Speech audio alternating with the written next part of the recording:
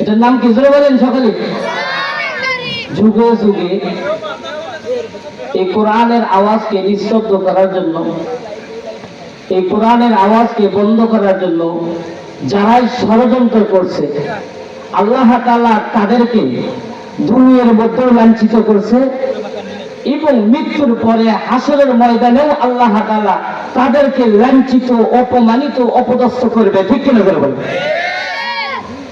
যুগে যুগে শুধু না, এ যুগেও যারাই চেয়েছিল কোরআনের আওয়াজকে বন্ধ করতে, যারাই চেয়েছিল মসজিদ মাদ্রাসা বন্ধ করতে, যারা এই কোরআনের আওয়াজ বন্ধ করার জন্য আলেম ওলামাদেরকে জেলে বন্ধ করে রাখছিল, কোনো দোষ নাই, নির্দোষী আলেমদেরকে জেলে বন্ধ করে রাখছে। শুধু বন্ধ করে রাখছে তাই না, আয়না ঘরে উঠে তাদেরকে বিভিন্ন রকমের কষ্ট দিচ্ছে। ঠিক কিনা বলেন? এমনকি আমাদের প্রিয় কলিজার টুকরা সাইদি সাহেব রহমতুল্লাহ আলাইকে ষড়যন্ত্র করে তারা দুনিয়া থেকে বিদায় করে দিয়েছে। ঠিক কিনা বলেন?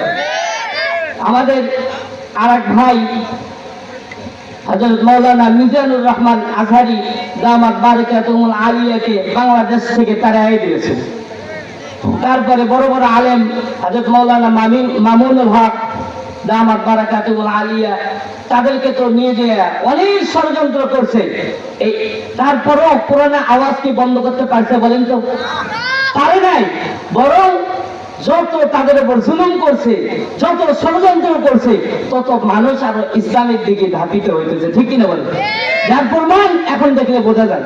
যেখানে মামুনুল হক সাহেব যান, যেখানে মাওলানা হাফিজুর রহমান যান, কিছুদিন আগে আপনারা দেখলেন আমাদের মিজানুর রহমান আজহারি দামাত বারাকাতুহুল আলিয়া কক্সবাজারে ছিল, সেখানে লক্ষ লক্ষ মানুষের আগমন হয়েছে। বলেন তো, তারা যে ষড়যন্ত্র করছে, এর দ্বারা তাদের ক্ষতি হয়েছে না ইসলামের ক্ষতি হয়েছে? বলেন তো? তাদের এমনই ক্ষতি হয়েছে, তারা চাচ্ছিল দুনিয়া থেকে ইসলামকে বিদায় করে দেওয়ার জন্য, তারা চাচ্ছিল দুনিয়া থেকে কোরআনের আওয়াজ বন্ধ করে দেওয়ার জন্য, কিন্তু আল্লাহ এমন কুদরত, এমন খেলাই দেখাইছে যে শেষ ভাষণটাও দিতে পারেন। ঠিক কিনা? আমার বলে বলেন ঠিক কিনা? আমি কি বানায় বলতেছি? দুপুরবেলা খাবারটাও মনে হয় কপালে জুটে নাই। কি মনে হয়? এই জন্য এখান থেকেও আমাদেরকে শিক্ষা নিতে হবে যে যারাই চাবে যে মসজিদের বন্ধ হোক, মাদ্রাসা বন্ধ হোক, আলেম ওলামার কথা বন্ধ হোক, পারবে না।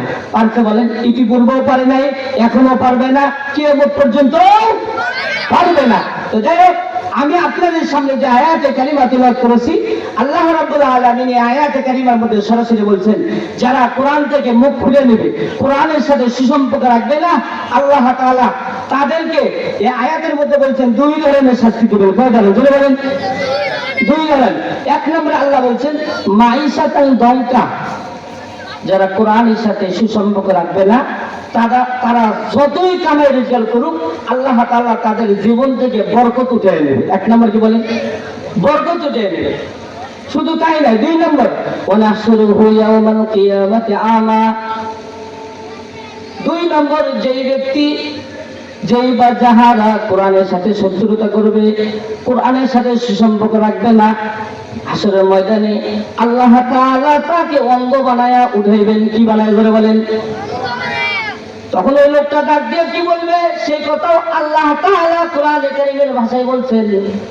লোকটা বলবে ক্বালা রাব্বি লিমা হাসারতানি আমা ওয়া ক্বাদ কুনতু বাসীরা। লোকটা বলবে আল্লাহ, আমাকে হাসরের ময়দানে কেন অন্ধ করে উঠাইলে?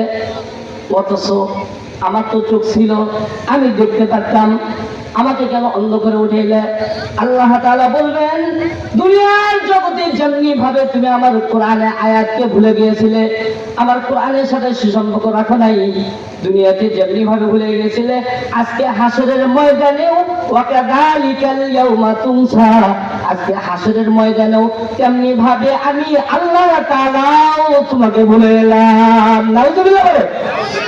তাহলে যেই ব্যক্তিরা কোরআনের সাথে সম্পর্ক রাখবে না, তারা এই কষ্টগুলোর মধ্যে পড়বে, এই শাস্তিগুলোর মধ্যে পড়বে। আর যারা কোরআনের সাথে সুসম্পর্ক রাখবে, আল্লাহ তাআলা তাদেরকে দুনিয়ার মধ্যেও সম্মানিত করবেন এবং মৃত্যুর পরেও আল্লাহ তাআলা তাদেরকে সম্মানিত করবেন। ঠিক কিনা বলেন? ভাইরা আমার, বন্ধুরা আমার, আমি একটা ঘটনা